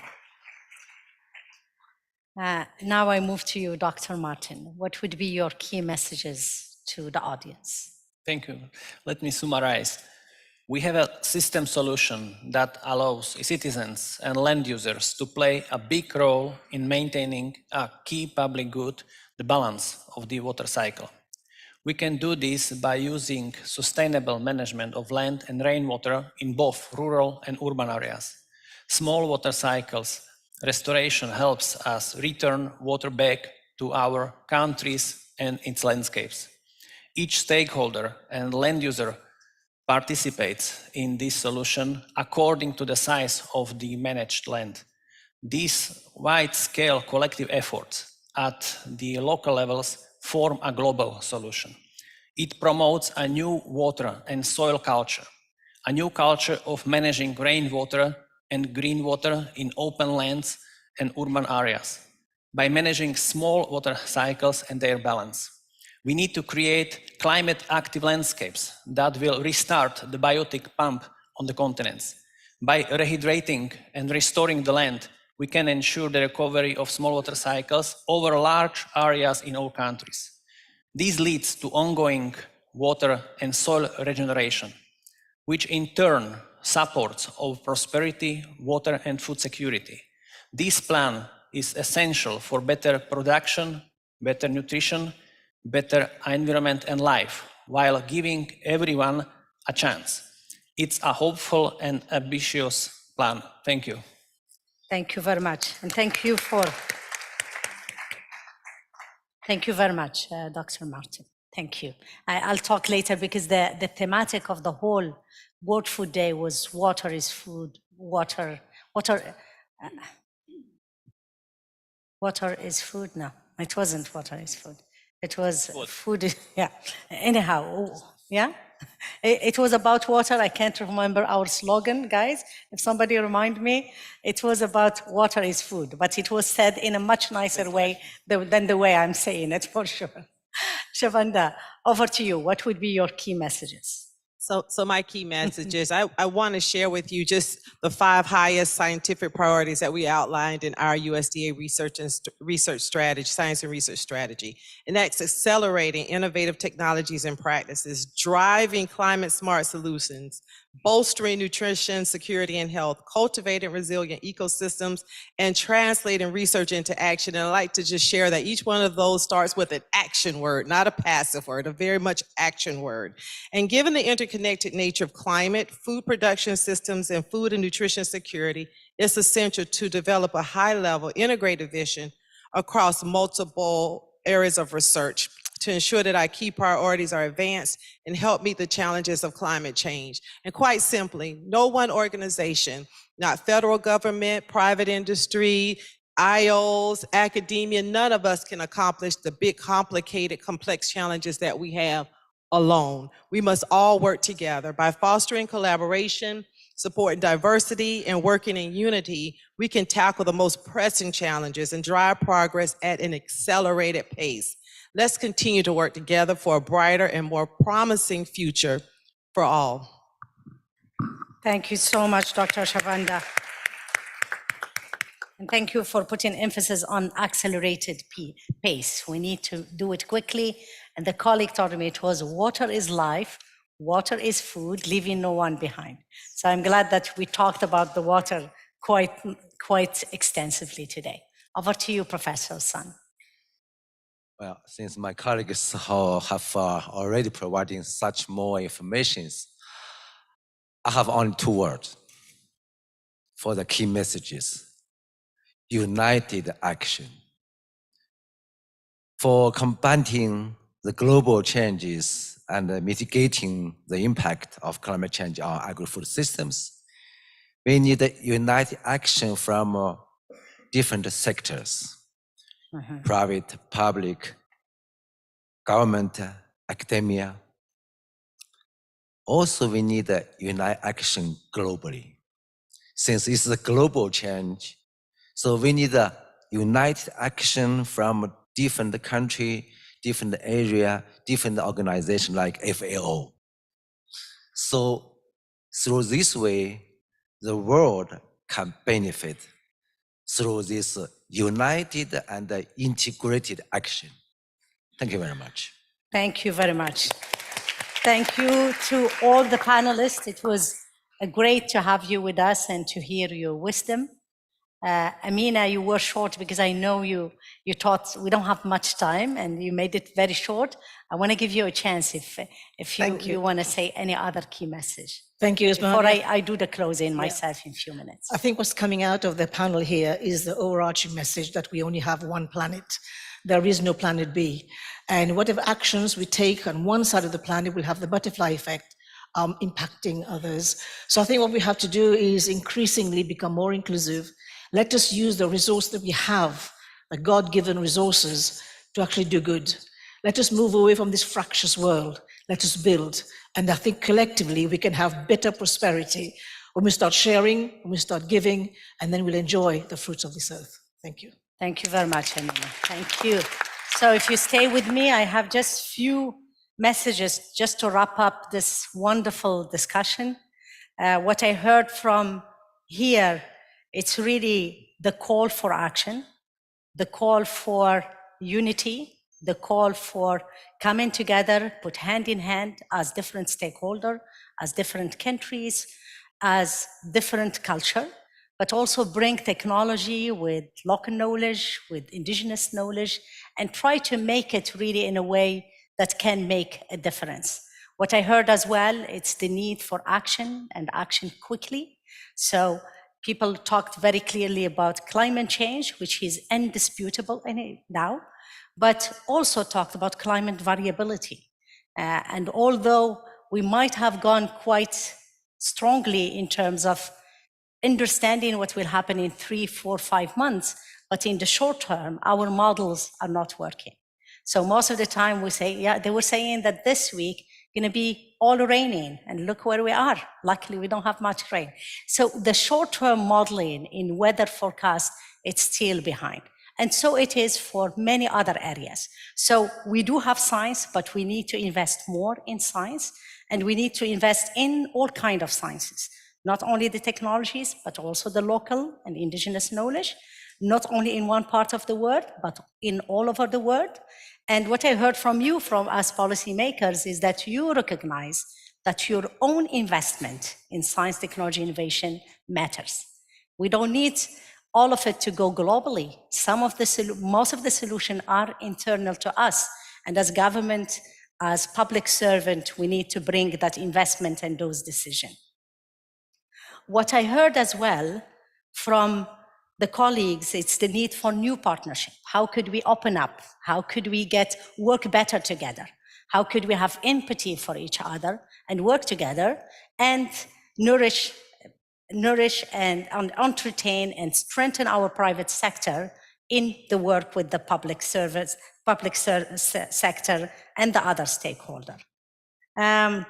On the addressing the small water cycle depletion, Martin, thank you because as I said, water is very important and water scarcity, it's a huge problem, but really the idea of looking at the small cycle, and I know that your example is on the website, you might wanna look at this example. I like the fact that it's very clear and could be repeated in many countries, and it shows that all the problems, we need to put them in pieces. We need to put them in pieces, and we don't need to tackle it all at the global level. There's a lot at the local level that we can do. As we started this Word Food Forum, one word that really, for me, resonated with me was a young man from Colombia, I think, Bruno, said, he was talking about his small NGO, and he said, we are a bridge between abundance and scarcity. And today, again, Rabia, our colleague from MSU, told us, he was talking to the youth, and he said, I grew up in abundance, you are growing up in scarcity. And I think that word of abundance and scarcity, it's very important. So we have, most of us above the 50s, and I recognize I'm above 50, is we grow up in a time where maybe we were putting too much input in our ag systems. We are now recognizing that those inputs are not anymore available. Most of them are definite and they are not replenishable. And hence, we have to survive with scarcity. And we have to make sure that this little natural resources that we have are well managed for today and tomorrow. And that's where the ag sector is. The ag sector has been using a lot of water, a lot of input, feeding the world, but now we need to feed more with less.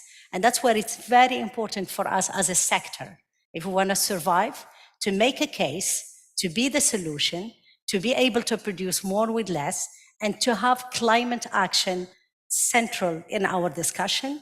And climate action affects mostly farmers and producers, and that's where those people have to be at the center of the solution. I don't want this panel to finish. Thank you so much wholeheartedly for being with us, and I hope you're going to enjoy the rest of the forum. Thank you. Yes.